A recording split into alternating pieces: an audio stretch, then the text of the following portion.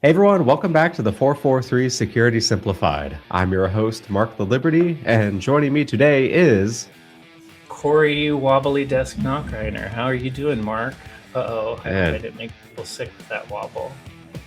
I am Mark Super Congested the Liberty, so I guess we're both struggling a little bit today. By the way, welcome back, man. This is the first time you and I have had a news podcast. We've been releasing a lot of cool partner ones on events. We're both back home now, so Yeah, nice to it see us is covering the news. good to be back, and as you're suggesting it, we've got a couple of interesting stories to touch on that happened while we were out. First, we will dive into Anthropic's Fable 5 and Mythos 5 and the whole damn saga that happened That there. sounds like new games. There's a new Fable coming. Is this just Anthropic is going into Microsoft games? Possibly. I guess we'll see. Then we will discuss FortiBleed, the collection of nearly 75,000 compromised FortiGate devices, or I guess credentials Wow. from I just 75,000 thought devices. Fortinet does Forti everything, so FortiBleed is some sort of blood donation device. Which is an accurate guess too. And then we will end with the latest 0-day from Nightmare Eclipse, which is Microsoft's, Yeah, I don't know, worst enemy at this point. we've heard from him before. What would our podcast be without an end of the world 0-day? Yep. So with that, I don't know. Let's go ahead and bleed our way in.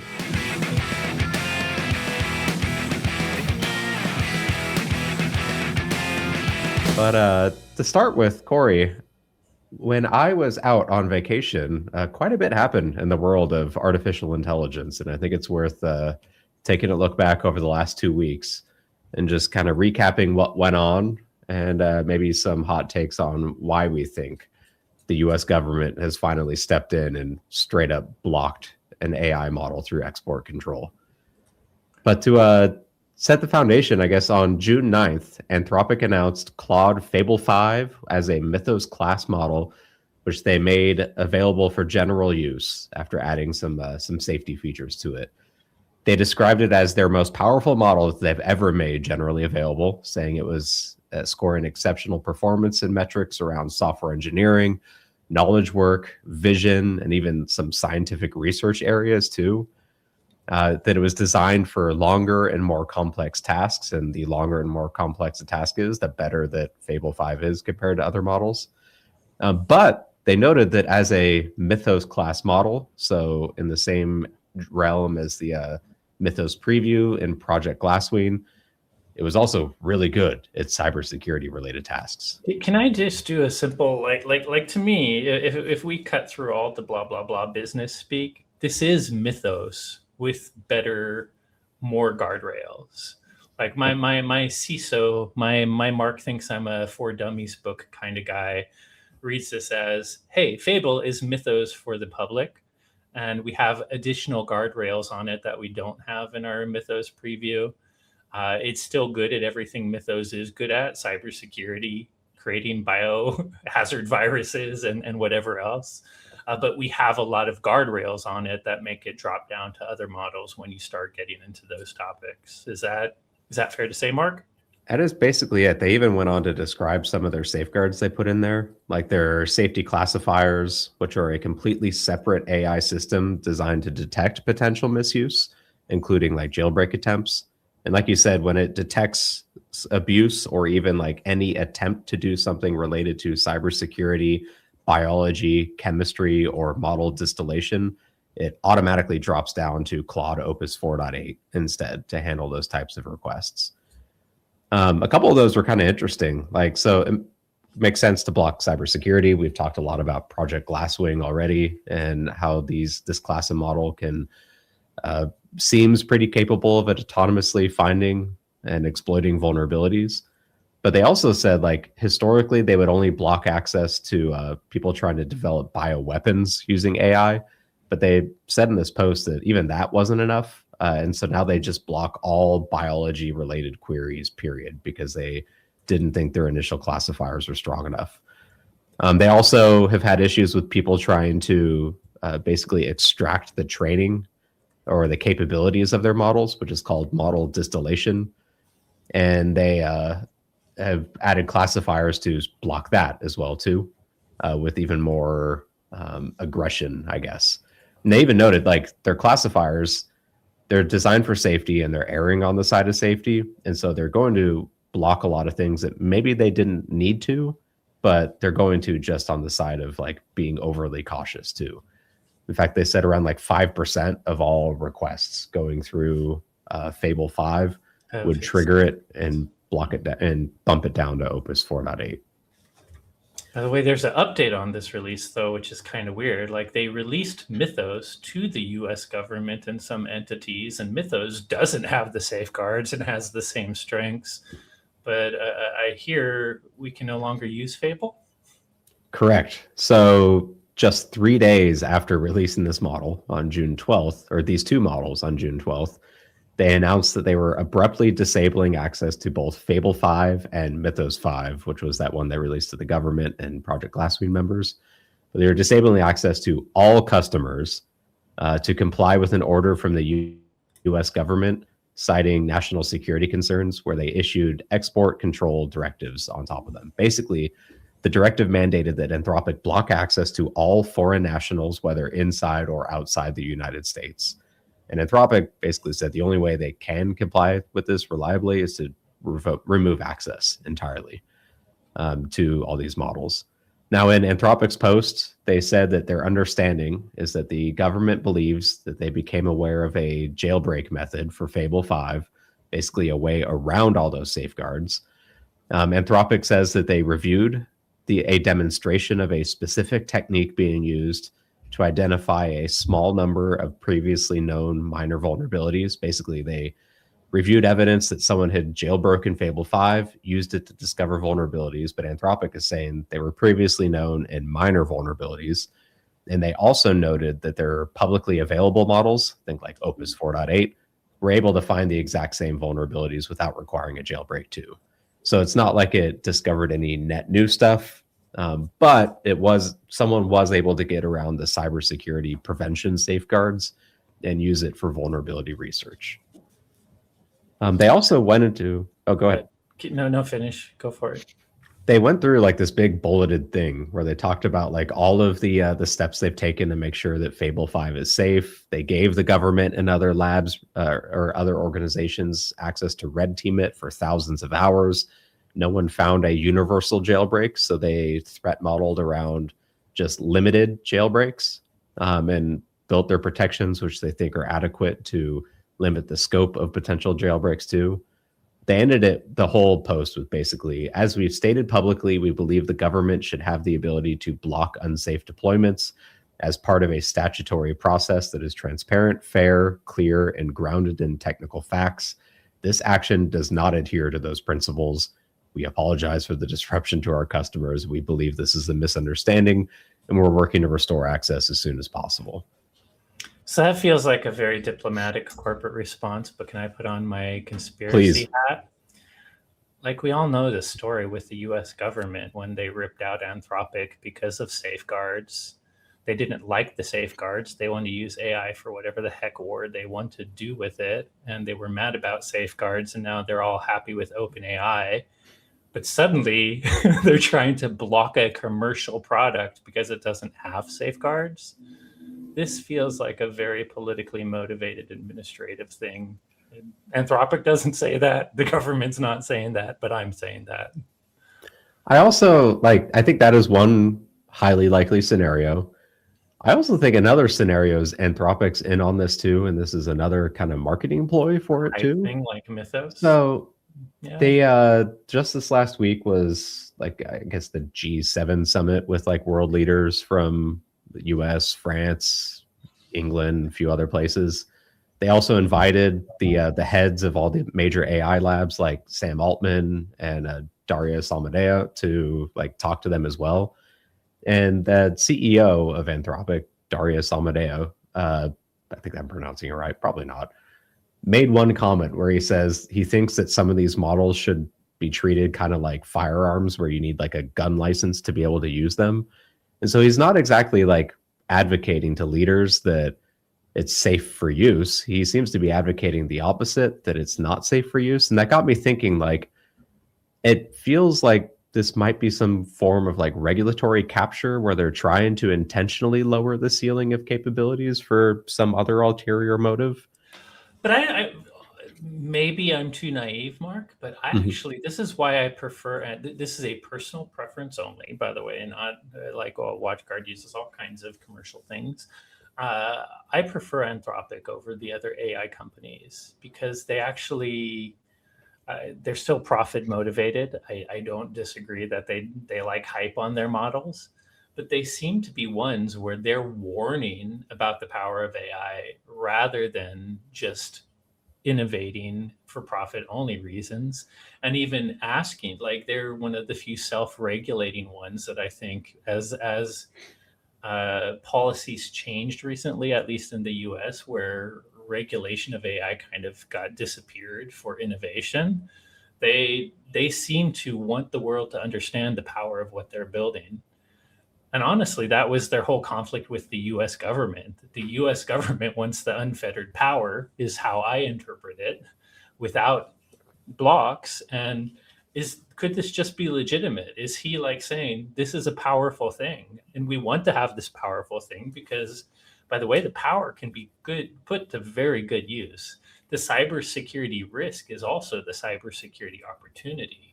The good guys having this model in hands can fix vulnerabilities way faster, can find much more than their humans have been able to in the past. It is the promise, whether it's hype or not. That's the promise. That's also the danger. So I think he wants to provide a tool that there is actual good societal cybersecurity benefit for. But anything that has great power can be used by the other side too. So I there could be market, like, our vulnerability hunting and our model is better than yours. Yes, that could be a profit motivated thing, but there seems to be tests around it. There seems to be consensus, at least among some of the groups and some of the vulnerabilities found, that it's not just pure hype. And if for once, if the CEO is actually, this is a great powerful tool, but it's dangerous too. I mean, I think that's kudos.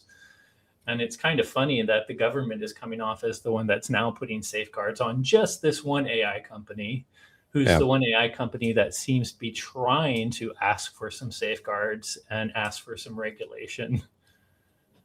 that seems fair. And maybe it's just me being cynical, but I I mean, I get struggle to, corporate cynicism that you're yeah, not wrong. exactly. At the end of the day, there's a board with profit, so things change. Yep.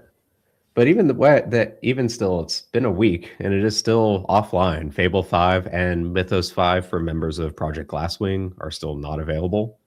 And so they do seem to be working, still struggling to work through some Oh, for form of sure. approval from the government. To be honest, internally, we were excited about seeing Fable because it was giving us a version of Mythos we could use. So we tried to go through an approval process quickly to start using it. And the same day we were like, yes, we're going to allow this use in this situation. Bam. Oh, guess what? There's no Fable anymore. Yep, exactly. But it is, I mean, it's still crazy seeing how fast some of the stuff is moving. This was like the first case of the US government at least stepping in and putting export controls on a model like this. So Which is they're, funny because they've been going to these same global conferences saying we need to stop regulating AI. yeah. The But world is saying regulate AI. EU is saying check out this EU AI Act, and our administration is saying stop that crap. We need to innovate. But yeah, oh wait, changed our mind. I wonder yep, why. agreed. I'm still looking forward to us getting our hands on Mythos 5 and being able to use it with our own internal projects as well. But Would be cool. until then, I guess we're stuck with Opus 4.8, unfortunately. We're not But even talking about the biological threat, man. We're talking about our industry, but I guess the biological threat is one that I just don't want to think about.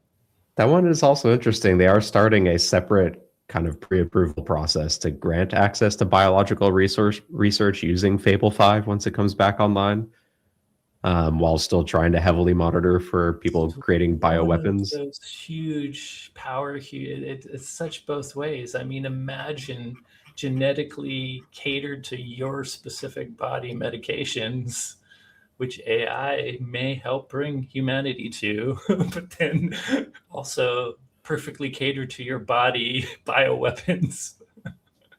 Fun time. It is. It's pretty awesome. Like in their initial announcement post, they gave some like specifics around like virus research and biology research and its capabilities.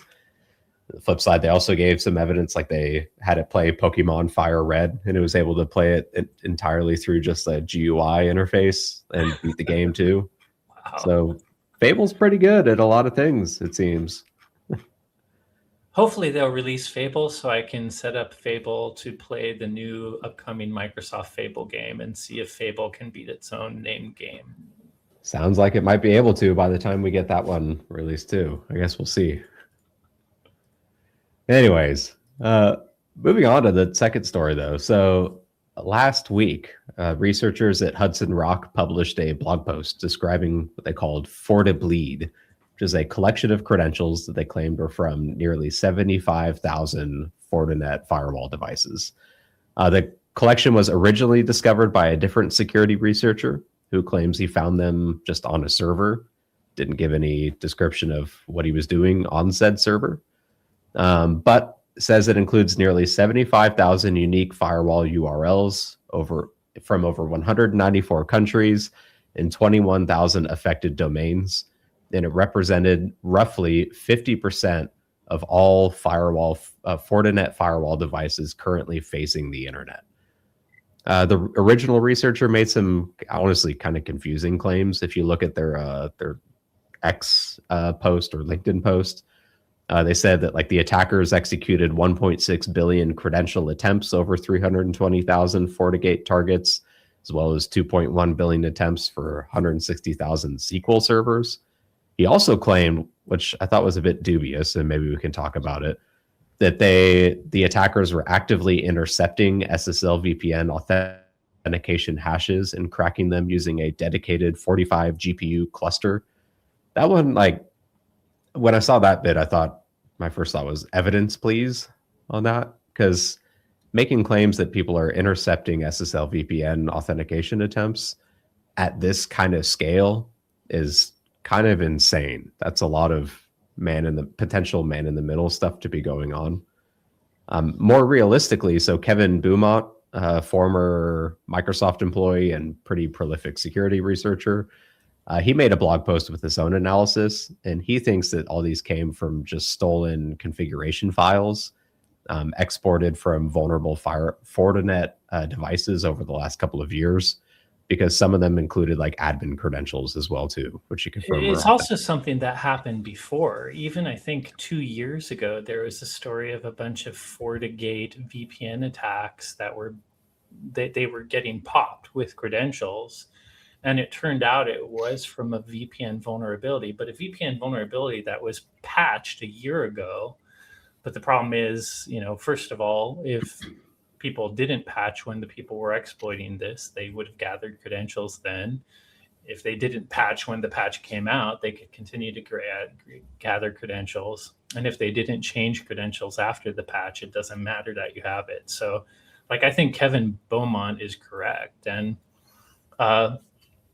obviously this is a big threat to Fortinet, but to some extent it feels very much like at some point there's a customer, and for our customer managed service provider responsibility to pay attention to updates and to consider types of vulnerabilities on updates. Like there's some updates where if you're patching a flaw that was even partially 0-day for a period of time, changing credentials could be necessary. Because you don't know if someone popped it and may not be lurking on the device right now or even anytime soon, but they downloaded a config file, like you said, or a credential file or whatever. And this could, while obviously Fortinet's a big target, and this guy has very specific information about a campaign that's affecting a lot of boxes. We've seen ourselves that credential stealing and brute force attacks are affecting every edge device right now. Yeah. And I saw actually a Reddit post on this where someone commented that their account rep claimed that the configuration files were stolen from a 2022 CVE in FortiGate devices. There was a auth bypass vulnerability that let attackers just run arbitrary admin commands by setting the proxying headers to localhost 127.0.0.1 back in 2022. And that makes sense that they would dump these credential databases and then crack them offline and then build up a collection of valid credentials and then turn around and try and sell them on the underground, which is what it looks like they were preparing to do with this one by packaging them up with information about the organization that they belong to, including like vertical and size and stuff like that. This looks like a like initial access broker kind of collection that they were building up. And I got to tell I mean, people listening probably know this, but anytime public underground boards, you start to see bulk sales of credentials, they're probably a year old. Like they've been out there for a long time and they've probably leveraged all the good ones. And they're just so, yeah. To me, this the 2020 thing, the Reddit post, I believe it. It seems like a likely possibility. One thing that was kind of an interesting bit of info on this is that some of the passwords were really complex, like 20 character random strings, it looked like. And in my head, that means like how that sounds difficult. That sounds difficult to brute force a random 20 character string like that. You stole them in an unhashed form, because I feel like even a weaker hash, other than a completely broken hash, 20 characters is we've gotten 14, maybe 15, 16, but it takes exponentially longer for 20. So it makes me wonder if this is like a collection of credentials stolen from a bunch of different means. Like some of them could be configuration files they cracked offline. Some could be like info stealing malware on someone's machine. Absolutely. But they got the. Some could be what Ryan, our analyst, wrote about, which is where people are just, you know, we found people pretending to have WatchGuard SSL infrastructure, but once we poked into that, we found out it was Cisco, Fortinet, it was every vendor's infrastructure. And they would just steal a credential through a fake SSL or VPN app. So it could just be a stolen credential through a phishing. And maybe some of them are from a vulnerability, but they're mixing them all together in some bulk sale. Yeah, that's my assumption, that this is like multiple sources for these credentials. And both like Hudson Rock and Kevin Beaumont did like independently verify a bunch of them were still valid too. And so even if they're old, it's unrotated stuff. But we have plenty of practical tips to talk about after this then. Yeah. Like what? Enable multi-factor authentication? Yeah, that's the first. That, to me, that's a primary one. All of these devices, ours for sure, support it. I still think there are cases where you can't have multi-factor on system or non-human accounts. So you still need to have good, strong practices. And when you can't have multi-factor, I do think rotation is a bigger deal. But I think the biggest deal, and it's something vendors have to help with, we have had vulnerabilities before where we know changing passwords on a hardware device is hard. Like when you have to change secrets, when you have a hardware device that's handling security, it's not just your users changing passwords, it's perhaps certificate or digital key based authentication. There's a lot of secrets you may have to change on the device. That is hard. I do think we have to think about vulnerabilities, even old ones, and not just I patched, but if I don't know if I was affected by this, 2 years later, even after I patch, things can happen. So as you're looking at hardware and you're seeing things that are remote and give access to credentials or full RCE, it might be the type of thing where you not only have to patch, but you do have to rotate all your secrets. And we recently had a flaw where we would at least give you the indicators of attack. Like, it's a pain in the butt to do that if you don't think you've been hacked. But if the vendors can share, here's what you can look for to see if anyone exploited this, the second you see signs of it, change those passwords, because otherwise it will come and bite you again 5 years later. Yep, I agree entirely. And then like just in general, like harden your endpoints too. Like it seems like at least some of these were probably stolen from configuration files using a vulnerability on the management interface. Yeah. And there is no need for that to be exposed to the internet, period. If you've listened to us more than 2 years, you've heard us harp on how to secure management interfaces. Yep. No more direct remote access to anything that has a public IP. Use ZTNA. Use ZTNA with MFA and then access the private side of a management interface. Yep. Heck yeah. But so if you are listening and you are a Fortinet customer or an MSP that deploys Fortinets, Hudson Rock has a pretty good utility on their website if you search for FortiBleed, where you can look up a domain and see if it was included in this breach. Kind of like a have I been pwned kind of tool. Have I been pwned for FortiBleed? Exactly. But it's. I wonder if we should get the test products we have for comparison and see if any of those show up. I'm sure we used email addresses that were a different domain. Not a bad idea, but man, still yet another reason to move off of traditional mobile VPNs and onto ZTNA style tools. Anyways, moving on to the last story for today. Microsoft's nightmare continued this month when the security researcher known as Nightmare Eclipse dropped yet another 0-day, this time immediately following a Patch Tuesday update that resolved 2 other 0 days that they had dropped just before. I think they're up to what, like 6, 7 now? By the way, this researcher we've talked about his post before. I like that he's trying to secure Defender, but that is kind of a little shady. Like dropping something crappy the day move after a patch. That's, come on, you can't even pretend you're working for responsible disclosure anymore if you're doing that. Yep. So the ones that were resolved in June's Patch Tuesday were Green Plasma, which was a local privilege escalation vulnerability, and Yellow Key, which was a BitLocker bypass vulnerability. Those were patched just a week or so ago. And right after that, he dropped Rogue Planet, which is a local privilege escalation vulnerability that allows an attacker to open a command prompt with system level privileges on the machine. So Nightmare Eclipse said that it's a race condition. And so on some machines, it works 100% of the time, while on others, they struggled to get it working. He also said it was a full remote code execution vulnerability until Microsoft silently hardened Defender back in mid-May, which forced him to rewrite the exploit and only achieve local privilege escalation. And then he ended by saying that this actually was pretty draining doing all the rewriting. So he's going to take a month off from finding and dropping new vulnerabilities and might return sometime in July or so. But I think it's safe to say that Microsoft is sufficient off this researcher. And this is, I think it's vulnerability number 6 now that they've released as a 0 day since then.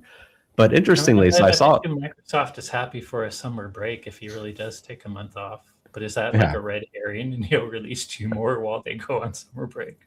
It's funny, he's not the only one taking a break. I saw the maintainer, the lead maintainer for curl, the Linux utility for web requests, announced that they're not going to accept any vulnerability reports for the month of July, so that all of their team can have the summer off to either take a vacation or work on their backlog of just bugs. So that's kind of weird. If there's a big 0 day, we're just not, hackers have at it for a month. That is basically what they said, is like, if there's something important in there, they'll deal with it when they get back. They did say that like they've got paid support contracts, and so they'll continue working with paid support contracts, but basically said we're drowning and welcome to open source. Yeah. I wonder if the days have changed when we all assumed open source was more secure. It's tough when it's only being maintained by a couple people. That's why, like, I'm not blaming them. I guess on the flip side, these ones that have contracts are getting paid for those support contracts. But if you're not getting paid for it, you don't have the responsibility. So what made us think they'd ever be more secure, other than the fact that theoretically other people could find vulnerabilities easily? Yep. But back to Nightmare Eclipse. So I saw a post from Brian Krebs on the InfoSec Exchange social media site where he gave a bunch of evidence that Nightmare Eclipse is actually a former Microsoft employee that worked for Microsoft from 2022 to 2025. He gave a few pieces of evidence. One of them was there's a CVE that Nightmare Eclipse claimed that Microsoft took a long time to validate. Microsoft credited that CVE to a security researcher based in Germany who on their LinkedIn account lists that they worked for Microsoft from 2022 to 2025. That same researcher was credited on another vulnerability that Nightmare Eclipse is also claiming credit for. And their HackerOne profile that Krebs dug up has a lot of similar style of vulnerabilities in other vendors' products as well, too. So this looks like someone was a security researcher, got hired by Microsoft, maybe left or got affected by the layoffs back in 2025 or something. And maybe that was part of the straw that broke the camel's back for this personal vendetta against them as well. But that was an interesting take. Look at Mark spilling the tea. I feel like I need to get some tea for this juicy gossip. But Brian Krebs is a great researcher, man. So yep. And also gave credit that very first episode we started talking about Nightmare Eclipse. They were originally named Chaotic Eclipse, so I was correct at that point too. Either way, it feels a bit more icky now if they are a former employee that's now going and finding and dropping 0 days against Microsoft. That, I don't know, if one of our security researchers started doing that, I'd be pretty pissed I off have too. to admit, while it's kind of interesting to see all these defender flaws, this guy has never been a responsible disclosure. He's been in a way I believe a malicious full disclosure, not giving at least not this year. So like looking through their HackerOne reports, like there is a history of them like giving even more than the traditional 90 days working with vendors, but you can see them getting progressively more frustrated over time while working with vendors. And now they just seem to have flipped a switch and turn into a completely unethical researcher. Which I guess if you think about it, Microsoft was the one that started full disclosure. I mean, Microsoft was where researchers this is now 20 years ago, man. Before they had trustworthy computing, it was really most of the time researchers sharing Microsoft issues that Microsoft never looked at that eventually started full disclosure, which was purposely meant to be punitive because there was no way for these security researchers to get attention. It's like it came full circle. Microsoft was one of the first to start doing trustworthy computing and start to maybe react to researchers and treat them seriously. But now it's like people are getting frustrated again. Yeah. It's funny. Time is a flat circle. How will AI, there won't be researchers now. There'll be an AI vulnerability submission at Microsoft and AI vulnerability hunters. If that means I get to go hang out like on a beach or in the woods somewhere and no longer have to work, then I'm on board with that 100%. More realistically, I imagine I'll be doing the job that only a meatbag human can do that AI still hasn't figured out to do on their own. So I guess we'll see. Or profit off of AI quick so you can buy that secluded island somewhere and stay on the beach. There we go. Maybe use AI to launch my own cyber attack. We'll see. Oh, don't do that, Mark. You're a good guy. You're never going to catch me. To the fence. Realistically, I think you are hitting the nail on the head, though, that we are moving very quickly towards an AI versus AI, even in the software development and vulnerability discovery era. I mean, crap, it feels like we're already there. But crazy, crazy times. And I'm looking forward to seeing what Mr. Nightmare Eclipse comes up with after their summer vacation. And they've had a chance to chill. I hope they got a lot of bug bounties to make it a good vacation. Hopefully. Hey everyone, thanks again for listening. As always, if you enjoyed today's episode, don't forget to rate, review, and subscribe. If you have any questions on today's topics or suggestions for future episode topics, you can reach out to us on Blue Sky. I'm at itsmark.me. Corey's at SecAdept. And the both of us are at watchguard_technologies. Thanks again for listening, and you will hear from at least me next week as Corey takes his own vacation. My Nightmare Eclipse? Maybe.